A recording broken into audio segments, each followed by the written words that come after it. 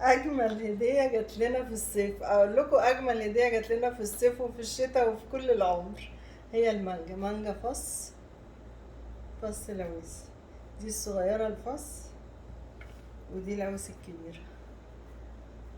المانجا بقى تاكليها، تقطعيها، تعمليها في الكنافة، تعمليها في الجيلي، تعمليها بمهلبية، تقطعيها وتخزنيها. بس العوز لا، العوز تاكليها على طول، تهادي بيها حبايبك. احلى حاجة في الدنيا المانجا.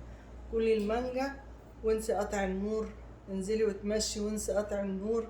ما تقعديش وتفكري في اللي يزعلك، دوري دايما على الحاجة اللي تبسطك، وهادي الناس وتهادي. ومش لازم بحاجة غالية، حاجات بسيطة. وخروجوا اقعدوا على النيل، عندكم النيل. لو تسمعوا الناس هنا بيقولوا ايه، بيقولوا لنا كفاية عليكم بس ان انتوا تتمشوا على النيل، بيحسدونا على النيل.